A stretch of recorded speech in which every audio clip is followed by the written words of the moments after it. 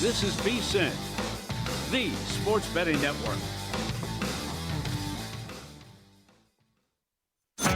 This is Money Moves on VSiN, the sports betting network.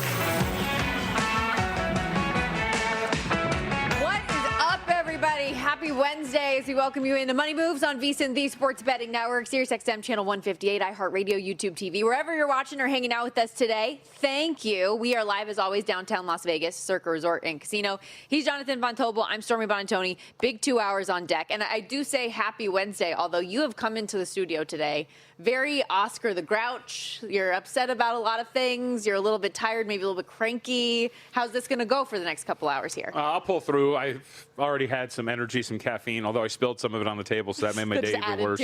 I do like to calculate how many milligrams of my caffeine were just wasted upon that desk. I guesstimate about 37. So not really happy with the way that things have gone. You mentioned it. I am very beat up and tired. Personal life changes, Stormantha, as you know. And, you know, I just got to say, I'm kind of out on automatic syncs. I just can't do it anymore. I tried again, and I'm tired of the song and dance of not understanding how to make the thing actually work.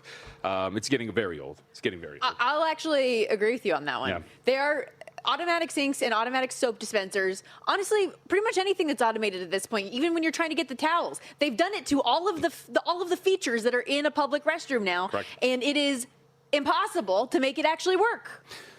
Yes. And so sometimes the water is like really, really hot or really, really cold. Oh, I don't mind too, that. You can't control. Yeah, I don't really care about that much. I'm tired of sitting there with soap on my hands trying to get this thing done. So, you know, I'm trying to be a good citizen. I'm trying to wash my hands. And somebody out there's like, you don't have to relax. I just think it's something I should do. So. Speaking of hands, didn't think that was going to be my segue. It's where we're going to start today's rundown. Here we go.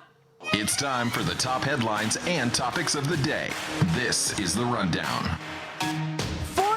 And fairways, item number one today. What are the odds? With a couple of great guests on deck, talking all things Wimbledon and the Genesis Scottish Open. Christopher Power is going to join us coming up in hour two. Yes, the Live guys are playing, so Jon Rahm and Tyrrell Hatton in the mix. Hatton, a pretty popular name this week, and Wimbledon coming off of what was just a remarkable quarterfinal yesterday for Novak Djokovic. 5 hours and 15 minutes. Mitch Michaels is going to help us break that down and some bets for the semis and beyond. Yeah, we got some heavyweights in these semifinals, so very much looking forward to what's going to happen out there at Wimbledon and how these matchups should be bet with Mitch. And I don't have much on a Scottish Open, so that is what I'm interested to learn. Just pretty much everything about how we should attack that golf tournament coming up this week. It is also no secret the last couple days it's Big 12 talking season. We're going to play some of the sound that came out yesterday, some thoughts on season win totals, and as yesterday we were looking at some new faces and new places for head coaches. The Big 12 has 4 new head coaches this year, deep diving into those teams specifically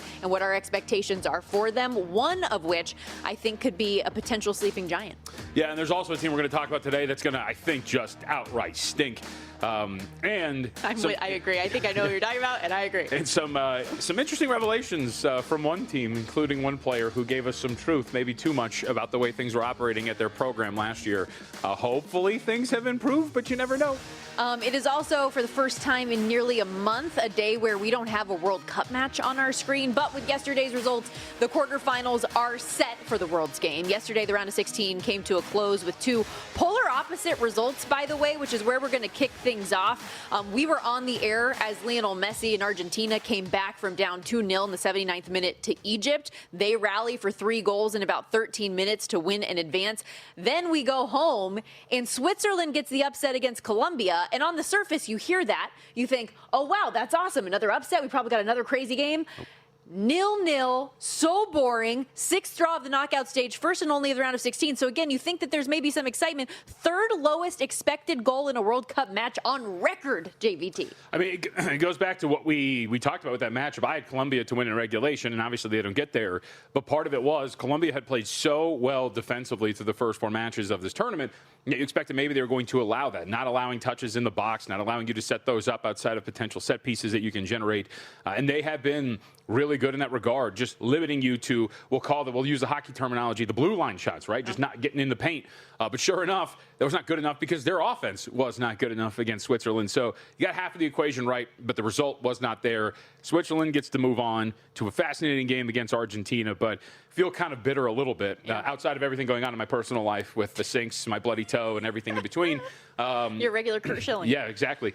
I feel like I probably deserved a little bit better because I nailed the way that Columbia was going to play defensively, but the offense just didn't have it going. It was a good game, though. Not as good as some of these other ones. As someone who had a both teams to score bet, I felt like that was over pretty early, the way that things were going. They're not all going to be bangers. I mean, we have had so many incredible matchups throughout this entire tournament. You figured at one point one of these was going to fall like just straight to the floor and give us nothing, and that kind of was it. I thought that was going to be USA-Belgium. I thought that was the clunker. Okay, we're out of this thing, and then we end up closing with not a bang, but we at least had the drama dud. of stupidity in that one. I did like Wes Reynolds' tweet, by the way, after this thing was like, let's get a losers bracket going with Cape Verde and Egypt because that would be more exciting than what we saw, and I don't disagree.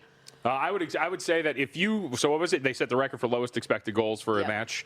Third lowest. Since 1966, though. Like, it's a long time. I'm going to move my own goalpost and say if you set a record for the third lowest expected goals, you should be eliminated, and the two other teams that we choose should be able to play for that spot. Yes, that'd be great. Meanwhile, up next, they will, Switzerland that is, play Argentina coming up on Saturday. Argentina, pretty big favorite here as expected, around minus 310. Switzerland plus 240 to advance on the money line. Argentina minus 145, goal total 2.5. But we're going to get things underway with France and Morocco tomorrow, Spain and Belgium on Friday, and then we'll have the doubleheader Saturday with that Argentina match and Norway-England. Any one of the quarterfinal matches that intrigues you most on the surface? Yeah, I think there's a couple of these things, right? Let's start with Argentina and Switzerland. Switzerland, where I wanted to focus and what I was kind of looking up at was obviously you watch them, 9th in expected goals for the tournament, heading into that matchup against Colombia, and yet they get completely shut down. You mentioned the record, the 0.39 expected goals for the game, a negative 0.7 expected goal differential. And then you kind of dig into it and you realize, this team that we thought was relatively good on offense, you kind of dive into it and you go, well, they played Qatar, who was 48th in expected goals conceded, 24th Bosnia. Canada was 7th, okay? Algeria 31st, and then you get to Colombia, who was 5th, and you get completely shut down. And then you look at their opponent in Argentina, and you're like, well, Argentina, hey, man, statistically, they've been a pretty strong defense throughout this entire tournament as well. However, you look at the offenses that they have played, 22nd, 29th, 40th, 31st, 18th, all in expected goals. And the one team that was a top 20 group in Egypt, as we know, had a goal taken off the board, was up 2-0 in that game, and potentially could have upset them. So you do wonder if maybe this is going to be a higher scoring affair between the two of them, given what we know about it. The over-under is 2.5. The initial look is at like plus 115, plus 114. But I do kind of wonder if both of these teams are going to be able to give us a game similar, maybe not in terms of drama, but at least in terms of scoring as to what we just watched with Argentina and Egypt. I totally agree. Initial lean on the over 2.5.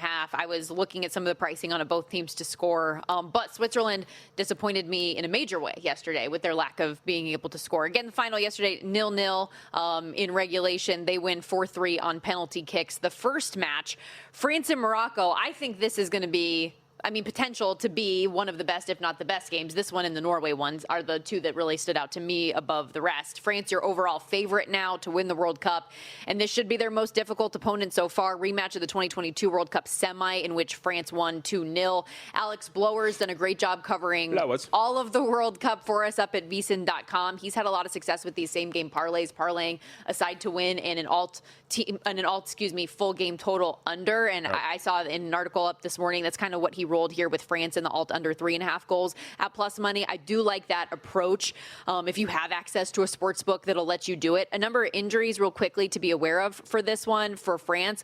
Aurélien Tchouameni, key member of the France midfield. I had to slow roll it a little bit. You did it, though. Good job. Didn't play in the round of 16 match against Paraguay, and he's been ruled out again for Thursday with a groin injury.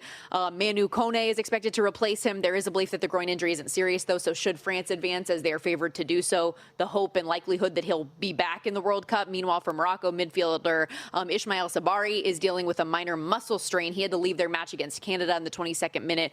He's hopeful that he'll play, but his replacement in that game did score, so I feel like you at least feel comfortable with whoever has to step in on that side.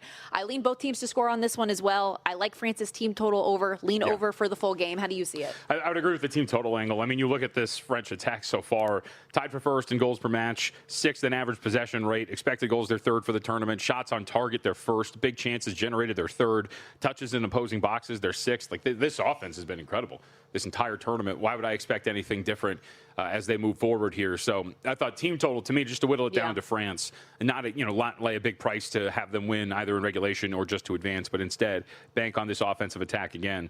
Maybe Morocco's going to play this different, play a little bit tighter and try to limit the chances for them. You can try, but I don't know if you'll succeed against a team like this. I mean, just all the weapons they have, Mbappe, Ousmane Dembele, Olise, all the talent they have. Hard to believe that they wouldn't be able to score against this team, averaging 2.7 goals per match right now. The both teams to score angle caught my attention because just looking at Morocco's results, unbeaten their last 34 matches, scoring in 32 of them. They usually find a way to get at least one goal across. So just a couple angles for your consideration. And then Norway and England, you're going to be sweating out your Erling Haaland here a good bit. Harry Kane on the other side as well. Maybe. Here's the thing. So I was texting with our guy Alex earlier today too, because I just can't get rid of this thought that I think the English side is getting a little undervalued, not just for this game, but for the tournament. I think they have played really, really well and maybe not given enough credit. Even as I was texting Alex, when you look at some of the statistics for this team, the two that really do stick out when you look at them, especially they lead the tournament in big chances and big chances missed. So they're generating really high leverage expected goal attempts, but they're not really getting there. They're top 5 in expected goals generated just overall, goal scoring, defense, possession. I think that they've been pretty underrated with the way that they've been playing throughout this tournament. You can get them at plus 470 to win the whole thing still. I took a little bit of it. I think that they can really make a run here, and I think the number for a team, the way that they've been playing statistically, is long considering what I perceive about them and what some of the numbers would show. Yeah, of our 4 quarterfinal favorites, they are the longest shot among them to win it all. France plus 180, Spain plus 370, Argentina 4-1, and then as you said, England plus 470 before we get out to the double digits. Okay, we're just getting started here on Money Moves. So much more to come over the course of the next couple hours when we return from football to American football, going to the college football gridiron. Big 12 Media Days underway. What did everybody have to say?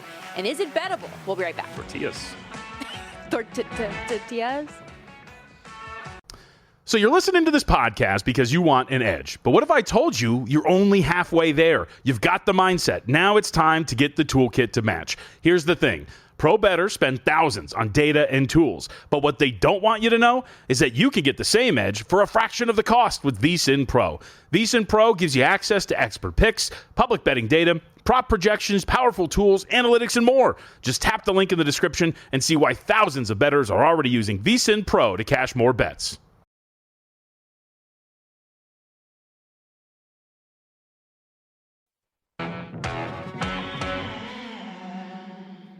You're watching Money Moves here on VSiN, the Sports Betting Network. Be the dog days of summer, but no shortage of betting opportunities this year, from daily Major League Baseball and World Cup soccer to the countdown to football season. That's why now's the perfect time to lock in our VSiN football special for just $175. That'll get you full VSiN Pro access to everything we do here at the network through the Super Bowl, including our all-new 2026-27 NFL betting guide to help you attack futures, win totals, division races, and everything this upcoming season. Plus, you'll get the daily best bets, real-time bet splits from DraftKings and Circa, AI-powered prop projections, 24/7 video on the VSiN Watch app, and coverage of every major sport all year long. Remember, the earlier you sign up, the more value you get. Head over to vsin.com/subscribe now. That's vsin.com/subscribe. Now, our college football betting guide will be here before you know it as well. And we are officially in talking season now. Like, this is the real start of college football when all of the media days happen, right? Yes, it is. And I say that because I kind of got started last night and I was like, man, I have so much work I have to do. But it's an endeavor of life. What a different reaction we had to this. Because what did I say to you when we left the studio yesterday? Okay, yeah, I understand that, Stormy, but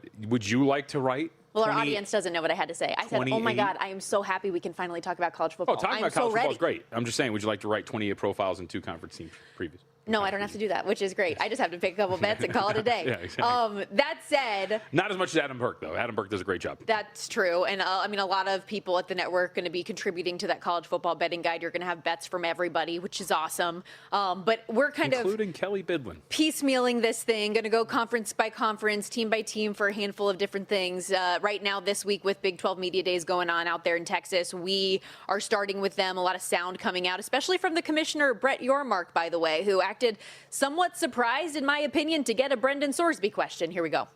Just curious if throughout the Brendan Sorsby situation, if you supported Texas Tech at any point throughout that, and if that changed what may have caused you to change your mind on that?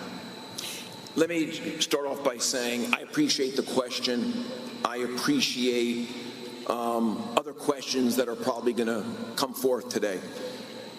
Today is not the time to address that issue. Today is about celebrating the upcoming football season and celebrating our 16 schools.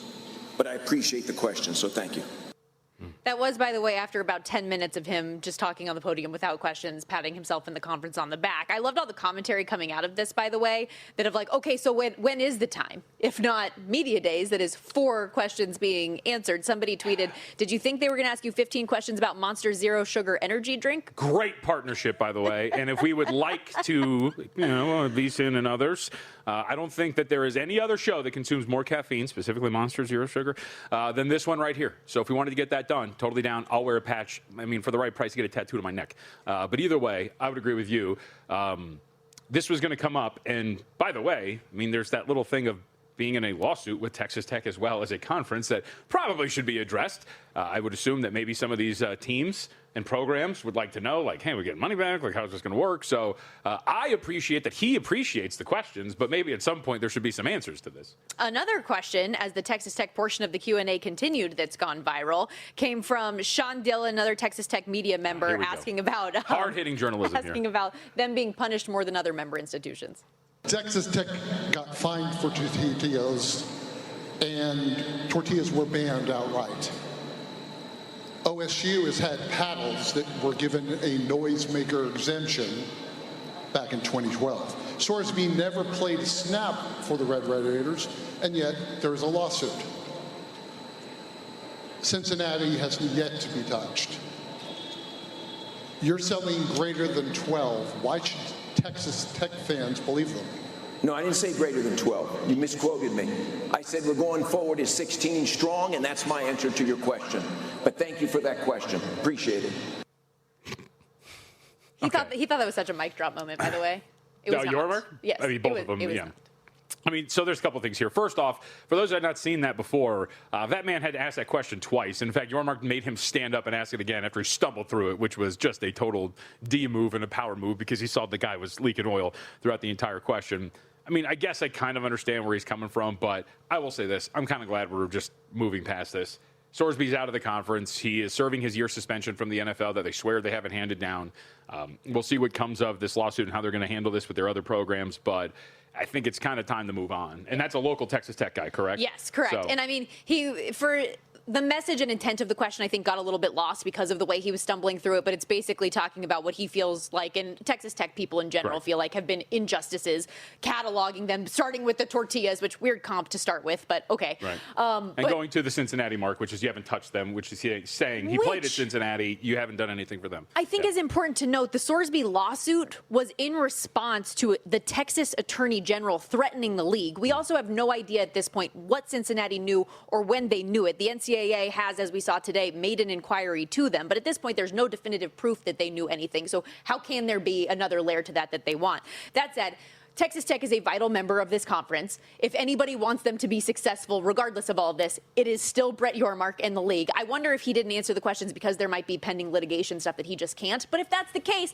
then just say that, Brett. Like, I think people would be more understanding of it than the way that you responded to these questions. Texas Tech is the overwhelming favorite to win the league at even money. They are the best chance this conference has on paper to make it back to the CFP or win a national championship at some point. The way they're investing into this team, and into this program.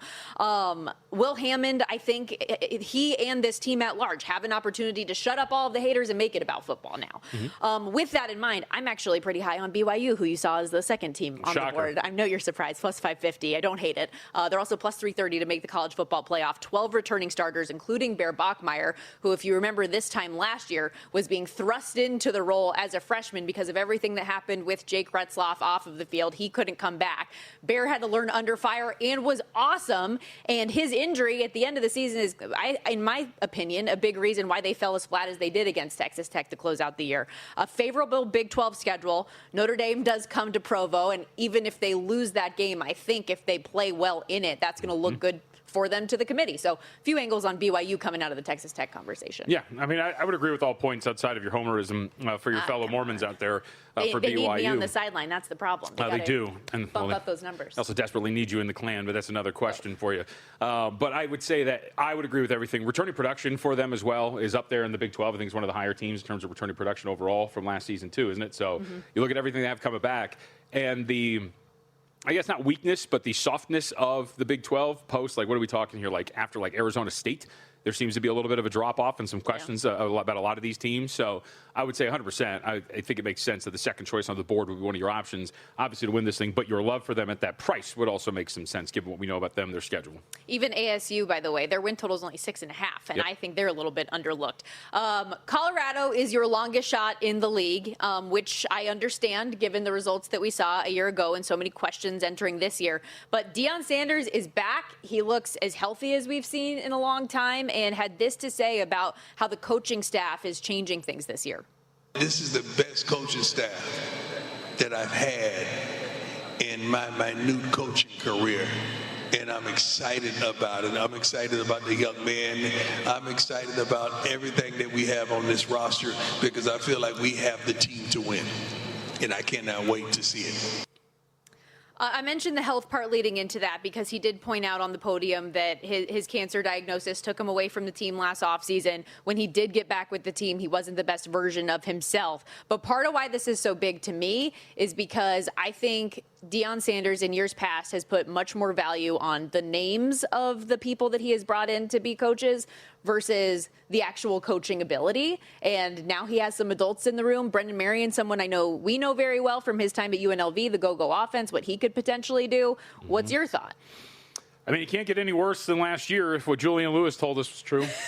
Say it. For those who had missed it, Julian Lewis was speaking to ESPNU, quarterback for the Buffaloes, and said, quote, "I'm actually looking at defenses now. Last year, we weren't really looking at defenses much, just kind of high school free balling, just out there playing football. But it's a lot bigger than that now, so it should be fun."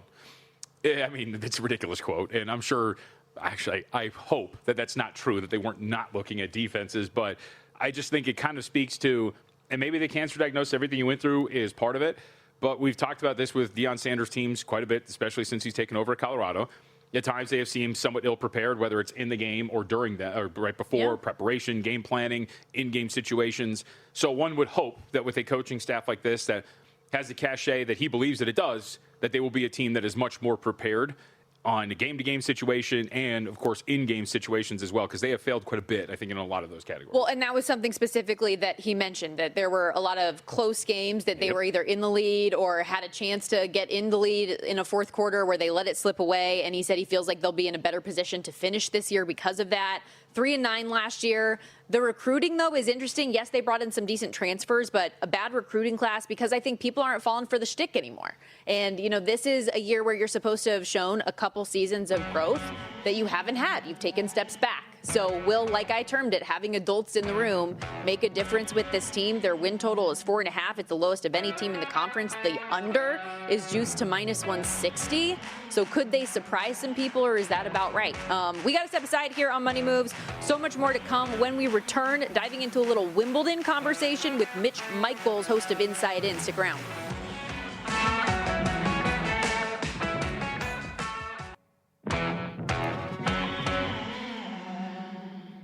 You're watching Money Moves here on VSiN, the Sports Betting Network. What can I say? I mean, these are kind of moments that I still play tennis for sure.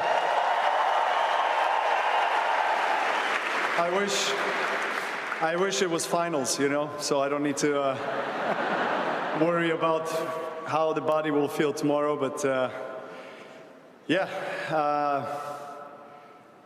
I'm happy. I'm happy that I won. Yeah. So good. That is the 39-year-old and 8-time Wimbledon champ Novak Djokovic after what was a grueling 5-set, 5-hour and 15-minute win over Felix Auger-Aliassime on Tuesday. That win now sets up a semifinal against the young gun, Jannik Sinner. To help us break it all down, talk all things All England Club, Mitch Michaels joins us again here on the Progressive Guest Line, host of the Inside In podcast. You can also catch him on Betting Weekly with our boy Nigel Seeley. Before we get into the semis, though, what did you think of the old-timer Sinner surviving what is the longest quarterfinal in Wimbledon history yesterday. Well, first of all, thanks for having me, Stormy and Jonathan. That was crazy. That was unassailably one of the best things I've ever seen. It was his longest Wimbledon match. He's already got every record in the books, and he's still going against a player in Felix Auger-Aliassime, who's great himself, but there's nobody like him. He hasn't had one slippage in his fitness, and he's pushing 40, which is remarkable. And I've never seen an athlete in any sport lock in and focus on the task at hand better than Novak Djokovic. So I don't know what more you can say. It's just a special time to be able to watch him play tennis, and however long it lasts, he's a real threat to keep going. But it was one of the most amazing things I've seen in sports. So that's my hyperbole for the day. How negative is this situation for him? We're looking DraftKings right now. Sinner's minus 435, plus 326 coming back on Djokovic. Is there a chance the market is maybe over-factoring what he just went through? Is there enough time to rest that you would assume that he is at full strength by the time he hits the grass out there when he plays Sinner?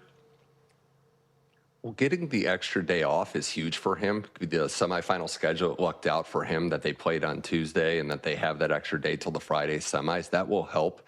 It was always going to be tough to beat Jannik Sinner in this tournament. We know Sinner had his issues at Roland Garros with the heat. The conditions are cooler. I like Djokovic on grass against anybody else. It's a tough spot for him, but I do think there's a little bit of inflation. Also, with how it went last year, Djokovic kind of went out with a whimper, but he admitted that his body wasn't in the place it should have been. So I think I'm with you, Jonathan. I think the market should be a little closer, but Sinner deserves to be the favorite based on what he's done and how the conditions suit his game as well. Will be the first top 10 opponent that Sinner has faced so far in this tournament. And like you said, this time last year, obviously he was dominant against Djokovic. He's had success with him largely since 5-1 in the matches that they have faced off. What has made Sinner be able to have that type of dominance specifically in this head-to-head matchup? And how would you recommend those of us that are betting this stuff playing a match like this? Well, I do think Sinner has a little bit of some stuff going on in between the ears, given not just Roland Garros, but the fact that in Australia this year, Djokovic beat him in one of the, again, more remarkable performances ever. But Sinner knows how to play on the grass. It's an attacking style, which I talked about a little bit last week. He knows how to take the racket out of anyone's hands, including Novak. And youth matters in this sport. Giving up 15 years, 14 years to your opponent is a big deal. I think Novak can keep this competitive. I actually think the game spread is the way I would go on this one. Mm-hmm. I know it's a huge disparity in the money line, but I think these sets are going to be tight. It could be a straight set Sinner win, but we know Novak knows how to play well in tie breaks. He just locks in when it has to happen, and I think he's serving a lot better. So that would be my advice, is to look at Novak to keep this close. I don't expect many, or if any, lopsided sets. So you can find Djokovic set spread plus 1.5, plus 150, and then plus 2.5 is minus 200. Would that plus 1.5 in terms of spreads, sets at plus 150, would that be worth playing? I think so. I look at how Djokovic starts and how he started some of these big matches with a refined focus. I almost feel like it has to happen early, which is crazy, because anybody that's watched Djokovic or any of the big three with Nadal and Federer, you would have said the exact opposite. Like, they don't have to start fast that the other players do. But given his age, given the fact that there's a lot of miles on there, I think he has to come out locked in. And yeah, I think that's worth a little sprinkle for sure. I know you've got some more opinions on the women's side of this thing, which we'll get to in a moment. But on the other side of the men's semifinal, Arthur Ferry and Alexander Zverev. Zverev, a massive favorite in this spot as well. A lot of people just curious, like, how Ferry even got to this point. How do you see that matchup? Well, I'm curious too, because this is a wild card that's into the semifinals. It doesn't happen. There were no signs. He broke into the top 200 at the end of last year, so that's where we are. And now he's in the Wimbledon semis. So the local British guy, everyone's going nuts there. But Zverev deserves to be the favorite, not just for winning Roland Garros, not just for having his best Wimbledon ever, but he also beat Taylor Fritz today handily. And I know Fritz might not have been fully healthy, but Fritz had won 7 straight against him. So whatever confidence is, whatever playing freely, however you want to put it, Zverev's in that zone right now. And it's crazy to think that he's 2 matches away from completing, I think they call it the Channels double, winning Roland Garros and Wimbledon, but he's 2 matches away from winning both those slams, which would have been unheard of a couple months ago.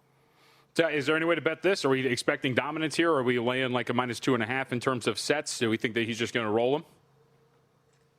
Yeah, I would not have this on one of my confidence picks. I would go straights for Zverev, though. I think he takes the racket out of his opponent's hands. In the past, maybe he'd get shaky given the fact that the crowd's going to be all against him, but in a weird way, I think, Jonathan, he's used to it at this point. He hasn't been the most popular guy, so I don't think the crowd being against him might rattle him as it would other players. So we do know on the women's side we're going to have a new champion, but who will ultimately reach the final? Coco Gauff and Karolina Muchova. Gauff apparently done with her grass allergy, it appears, after the Pegula win. What do you make of her chances in this match and potentially winning it all? I know she's a slight dog in this one, plus 102, but has she gotten over the grass issues? It sure looks that way, Stormy. And I looked at the future markets before I came on, and I think it's fair. Everybody has a shot to win this. It's 4 first-time semifinalists. There's been a lot of upsets and a lot of intrigue. Coco just locks in, and it's crazy to say that even when she's not playing her best, she finds a way. I was running the numbers. She's 25-7 in slam deciders that go 3 sets. That is one of the best, percentages that we've seen in the sport. So I think if it's a long match, she likes her chances. She's 6-1 against Muchova. They haven't played on grass, but Muchova did finally beat her for the first time. I think she's got a real chance, but I really see this as being a long, drawn-out match from the start. I just think these two are gonna go to an absolute war, and I think it's gonna come down to the end, and that's probably where Coco shines. But I definitely wouldn't sleep on Muchova. She's also Czech, and they just win this tournament randomly, like every so often. Would you play like a total games over then for something like this? Total games for sure. I kind of, and I also like the first set. I think there's a feeling out process. First time semifinalists, I think there might be a little nerves. Not so much nervy tennis, but just feeling and not being as aggressive because you don't want to dig a hole too big. But I think over 9.5 games or so would be the first area I would look at. Rumor has it you're looking at the over in games in the other women's semifinal as well. How'd you get there? Because, again, I think these two matchup, this matchup between Noskova and Kostyuk, I think might be my favorite of the tournament because they play so differently. Noskova is attacking. She's one of the best servers on tour, and she's been lighting up the grass under the radar, winning a title and just doing so well. But Marta Kostyuk is probably the best mover outside of Coco, and you could put her in that class. So if she gets in these games, it's going to be really like yin and yang, how they compete against each other. But I just think this stylistically is great. They play so different. I think that's going to make for a great match. So, yeah, let's go over. Okay, putting you on the spot. Last thing before we let you go. If you had to pick who wins it all on the men's and women's side, where are you going? I'm going to be lame and say Sinner. I just don't see anyone taking the title away from him. I'd like to see Djokovic do it. I have a bad feeling that if he does pull the upset, Zverev might just pick up the pieces. But I think Sinner bounces back. I think he finds his top level. Hasn't been tested.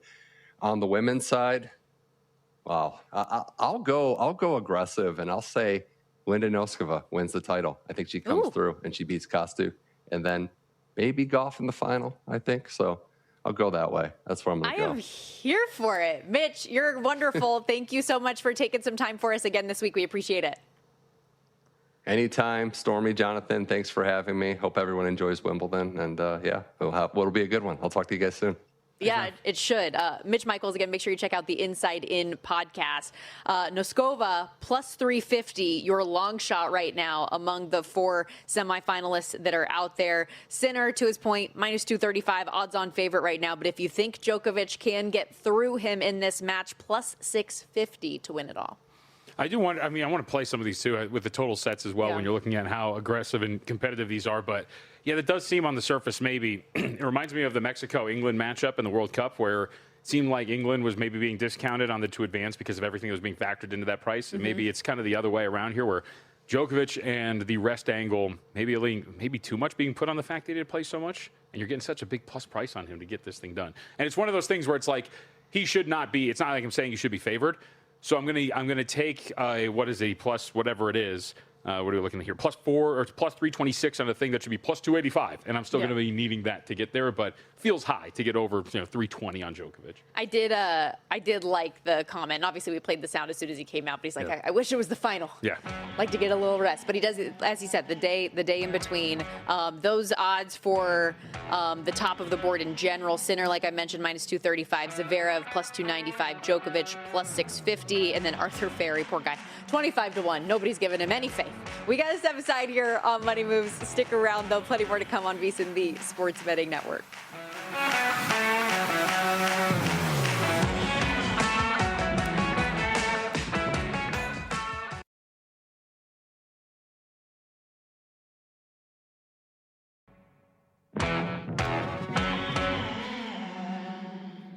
You're watching Money Moves here on VSiN, the Sports Betting Network.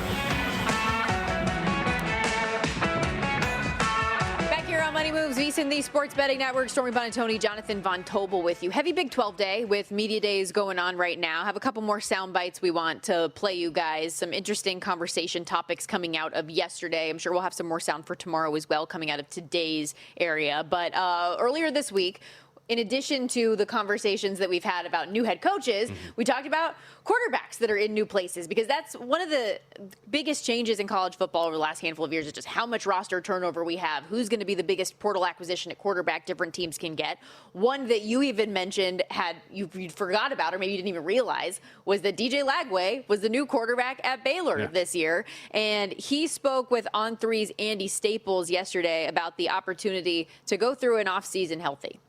Yeah, the biggest difference for me is really, I'm just blessed, to be in the situation I am, having an off season, being healthy, just working on things that I've been having the opportunity to work on since my freshman year, that things I need to clean up. So I'm excited to really go out there and put it all together. It's going to be fun. How different was this offseason from last year? Because I remember, you were putting on Instagram videos basically when you could throw, and everybody's just waiting and saying, okay, what's DJ doing today? How much has that changed? It's been a roller coaster. It's been different, and I'm thankful for it. And just being able to get on the field and practice, make plays, make mistakes, learn from them in practice, and being able just to build chemistry with my teammates. And I've been tremendously thankful for that, working on things that I've necessarily haven't had the chance to work on, so I'm excited. It's going to be fun. He also said he's in the best place he's ever been mentally and physically, building relationships with his teammates in the offseason. Another thing, because he had been rehabbing so much, he hadn't really had the chance to do this time of year in seasons past. How big of a difference do you think that could make for him? I mean, if he is as good as we expected, then it could make all the difference in the world, right? I mean, if the expectation after his first year we saw him, and while he had completed less than 60% of his passes, 9.8 yards per attempt, 12 touchdowns through the air, he looked like he was going to be the real deal. And then you have the offseason that you get injured. It was right before camp. Is that what it was? I was floating around there. Maybe it was during camp, but either way, was working his way back before the season started. Weren't sure if he's going to be fully healthy. It didn't look like that was the case. And then you come out, yards per attempt plummet from 9.8 to 6.7. The turnover worthy play skyrocket. The rate at which you commit them skyrocket. You throw 14 interceptions on 328 attempts. Like, that was just not good. And so you do wonder how much health was there. But I'll say this: when I was watching him, and I don't know if you felt the same way too. And obviously you're busy on your Saturdays, but when you did, I mean, did you get a Florida game, by the way? Did you have a Florida game? Not last year. You had Texas last year, if I remember. Yeah. Either way, though, the decision making wasn't good.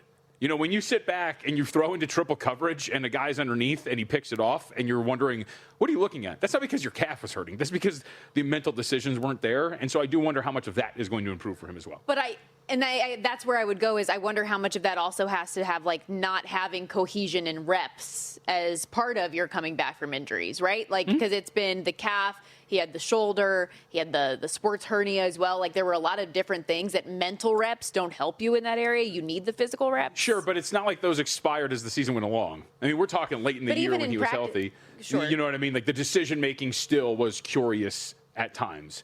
And so, I mean, I think to Geno Smith, for example. How many times with the Raiders this last year you were watching and just going, what was he looking at? Yeah. There was an opposing defender directly between you and the guy you're throwing to, and you're trying to throw it almost through his corpse, and it just doesn't really work. And it's the same thing with Lagway, and I don't doubt that in a better offensive system, maybe more suited to his needs, and a full offseason of the reps and doing all those sort of things will help you improve in that regard.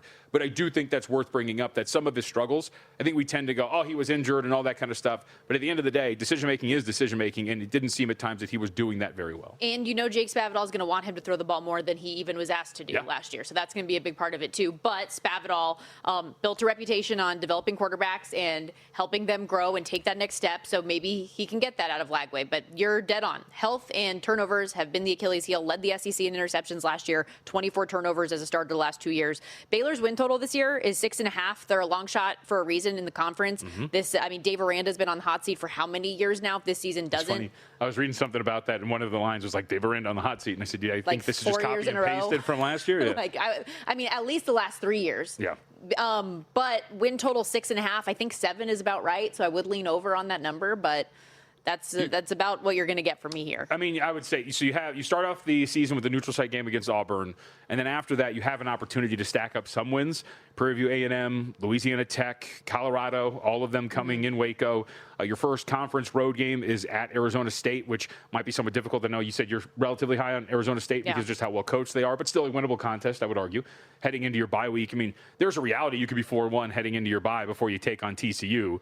But we'll see what the back end of that schedule looks like, because the way you end it after taking on Iowa State, you've got to go to BYU, you get Texas Tech at home, and then you got to go to Houston. Yeah. You could lose all 3 of those games. But if you're a big DJ Lagway believer and you think the upside is still there, I mean, I wouldn't say no to looking at them either over the win total or potentially getting to a Big 12 championship game, only because if we're right about the projection of what Lagway was and he hits, that's a very good quarterback there.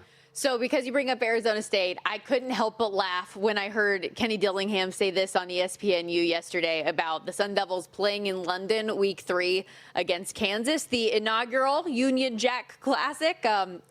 Just listen to it for yourself. I've said it before, not good for season and winning games, right? You're traveling across the country week 3. If you tell a coach that, and then you have to have your bye week after week 3, negative impact on season success. But you know what? It's bigger than that in college football.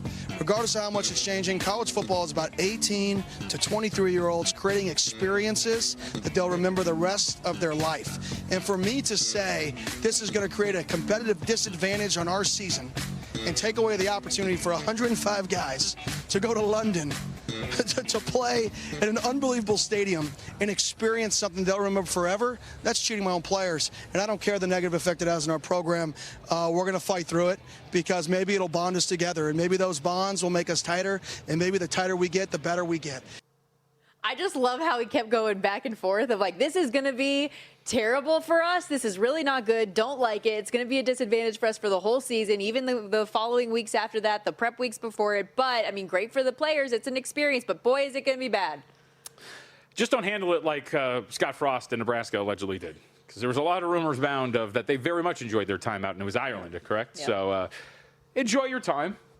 Maybe hit up our guy Blowers for some advice on where to go, get some fish and chips and some spotted dick. But outside of that, then maybe you just stay in the hotel room and get ready. I know it didn't fare well for Kansas State after last year. Iowa State fell apart, too, not for the reasons of being out of the country, but just things that the Big 12 specifically has recent history of those teams not succeeding afterwards. That said, ASU, I think, could be a lot better than people expect. I don't have a bet on this team, nor do I think I will, but I do feel like they're getting slighted too much here. 18-1 in the conference, which I know on paper doesn't look too bad. There is a lot of parity in these leagues, but win total 6.5.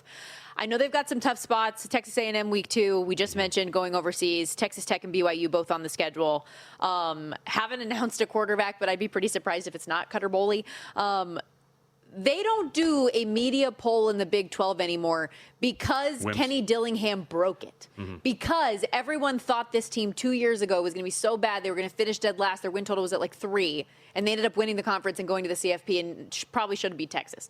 Like, they are capable of better because of this coaching staff, because of the way that they're able to get more out of guys. And I really like the Cutter Boley addition from Kentucky, too. He was put in a weird position out there. Like, he was supposed to be the local savior, all of this stuff. And I know now taking over for a player like Sam Leavitt, those are big shoes to fill, but I think he's a very capable guy, someone that Kenny Dillingham recruited at Oregon to try to get him there and didn't win that battle, got him now.